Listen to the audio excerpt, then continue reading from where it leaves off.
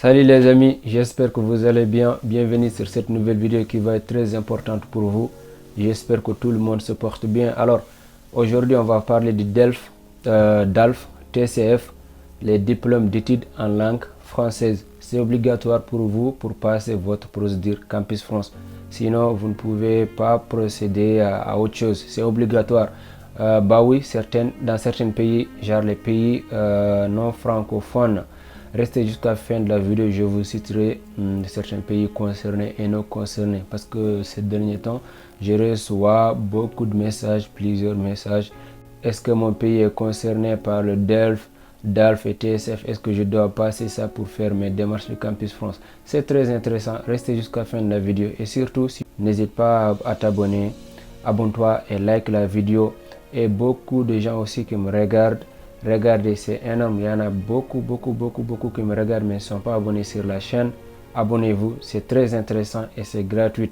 C'est vrai, vous m'envoyez des messages que je fais du bon boulot, je fais un bon travail, mais pour me récompenser et tout, pour féliciter, pour apprécier mon travail, c'est d'abonner sur la chaîne et partager les vidéos et liker, et surtout, c'est gratuit. Bon, on va commencer par le DELF. C'est quoi DELF? C'est diplôme d'études en langue française. D'ailleurs, je vais vous montrer mon diplôme. Aïe. C'est très intéressant, comme vous avez compris. Mais nous, aujourd'hui, ce qui nous intéresse, c'est quoi? C'est comment passer votre diplôme. Genre, comment avoir votre diplôme DELF, comment avoir votre diplôme TCF. Le reste, on s'en fout. Le DELF, c'est quoi le DELF d'abord? Le DELF, c'est simple.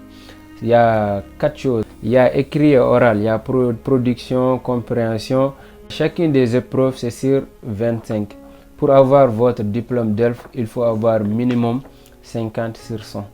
C'est sur 100 points, c'est-à-dire minimum, il faut avoir 50 sur 100. Si vous voulez savoir combien j'ai eu dans mon DELF, il faut m'envoyer un message privé, je vous dirai, il n'y a pas de souci. Mais pour avoir votre diplôme DELF, il faut avoir 50 minimum sur 100. 49, c'est non accepté. 49, c'est pas accepté. Minimum 50, c'est accepté à partir de 50. Alors, le DELF, qui est concerné par le DELF? Le DELF, c'est concerné par les pays, par exemple la Mauritanie, Algérie, Maroc, Tunisie et autres. Mais les Sénégalais, vous n'êtes pas concernés par le DELF, ni le TCF, ni le DALF. Les Ivoiriens aussi, les Guinéens aussi, je pense. Et beaucoup de pays en fait qui ne sont pas concernés par le DELF et DALF. Je ne peux pas citer tout le monde, mais si tu ne sais pas ton pays est concerné ou pas, je te conseille de rentrer sur le Campus France de ton pays, genre de voir est-ce que tu es concerné par ça ou tu n'es pas concerné.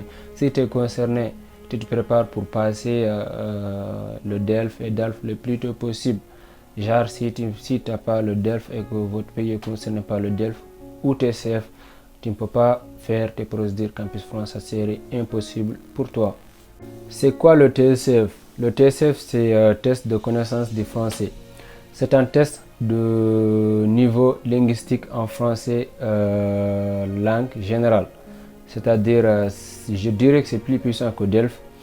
Mais DELF est plus avantageux que TCF. DELF, ça dure durant toute votre vie. Mais TCF, ça dure que 2 ans. Notez bien, c'est intéressant. Mais le TCF permet à des publics non francophones de faire évaluer et valider leurs connaissances en français de façon fiable et reconnue selon les modalités simples et rapides. Disons qu'ils vous poseront beaucoup de questions rapidement pour voir est-ce que vous réagissez rapidement ou vous pensez si on vous demande quelque chose? Est-ce que vous avez besoin de l'aide? Est-ce que vous tâtonnez parfois? Est-ce qu'il y a beaucoup de choses? Il y a beaucoup de choses.